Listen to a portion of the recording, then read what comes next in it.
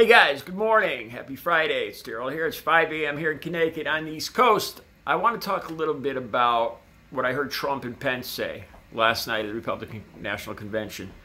They kept talking about Biden's America, and how you'd have to fear in Biden's America, the lawlessness and all that.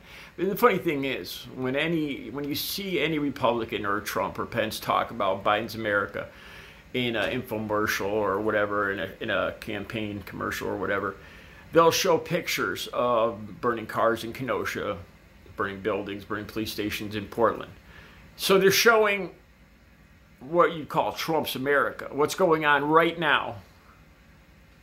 And they say, well, this is going to be Biden's America. Except they're showing what's going on during their administration, during their policies.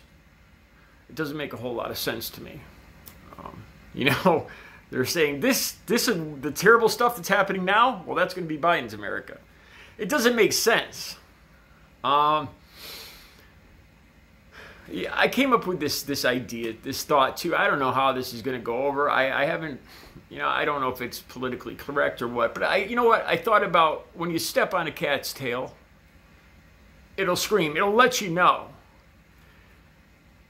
And if you don't get off that tail, the cat will turn around and scratch you. If you're hurting somebody, they're going. It's a natural reaction. If somebody's scared or injured or feel they're being treated unjustly, they're going to speak out. And the less you pay attention, like if you just ignored when you were stepping on that tail, well, that cat's going to grab onto your leg and bite you because it doesn't like being hurt. It's a natural human reaction, or no, just a natural living organism's reaction to free itself of pain and fear or whatever. So during the last 4 nights of the Republican National Convention, they don't even address what's going on in America right now. They don't address the discrepancy, the difference between 7 holes in the black man's back or what the 17-year-old kid just walking by and not even being noticed by the police. That's something that needs to be talked about. If it was just one time, even if they just thought it was one incident, they need to talk about it. Ignoring it isn't just going to make it go away. It might make it go away in a certain group's mind, but in the people that are being affected are just going to make more noise. Just like if you stepped on that cat's tail. So, connecting this to Trump talking about Biden's America. In Biden's America, there wouldn't be as much of a need for what's going on now. The burning police stations, the cars, the amped up situation night after night. Because people would be talking about it, there'd be recognition of a problem. Acknowledging a problem is the first step. And as we saw during the Republican National Convention the last 4 nights, they don't even acknowledge it. They don't even acknowledge that it exists. They don't even acknowledge it exists. So that's like, and I don't know if this is politically correct, but that's like stepping on the cat's tail. It's like you're not even acknowledging it. You're gonna get bit. It's a natural living creature's response to fight back. All right, I want to talk a little bit more too. I saw a couple clips of the police chief from Kenosha, and they were just clips. I've been trying to listen to get more of that speech, or not speech, but it was a press conference. And if maybe I misunderstood it, but it really sounded like this police chief was defending Rittenhouse, saying that, well, there was a curfew in effect. So if these 2 people, the 3 people total that were, I have to watch how I phrase things on here, but the 3 people that were affected by Rittenhouse's actions, well, they shouldn't have been on the street. If they hadn't been on this, if they had been listening to the curfew, nothing would have happened to them. And then I don't understand then why Rittenhouse is allowed to be on the street. Just because, tell me why that is. Why a certain group of people are allowed to be on the street, and the other ones they're supposed to be a curfew. I don't condone curfews, but I could understand if it's just official police or official fire that are allowed out. But how do you know who these people are? Just because of the color of their skin? Just because they say they're there to help? Because they're the color of their skin and they're carrying an AR, then they're a good guy. Apparently, that's all it takes. Or how they represent themselves. And then the curfew doesn't apply to them, because that's the feeling I got from this police chief. I can't believe that he was blaming basically dead people for breaking a curfew. If they hadn't been breaking a curfew, well,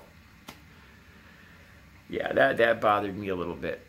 One more thing I want to talk about too, back to Trump and Pence, talking about this ridiculous, I don't know if who believes this now, this ridiculous thing that they don't mind, they understand peaceful protest. If people are going to protest, they should do it peacefully.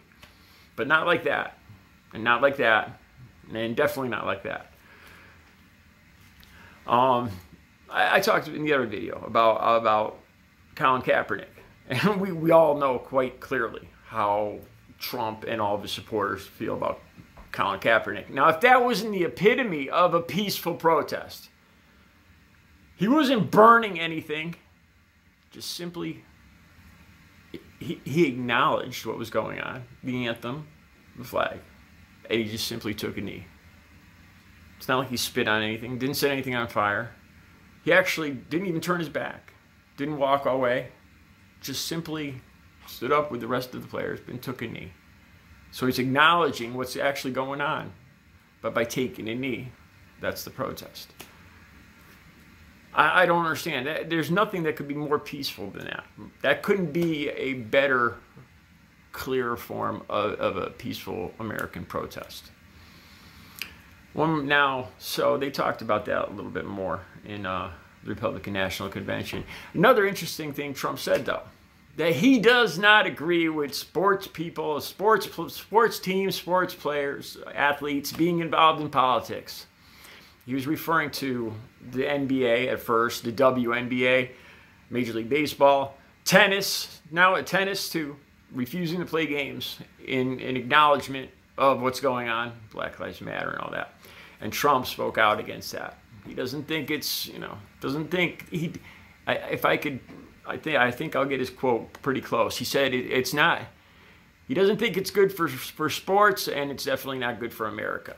That was his quote.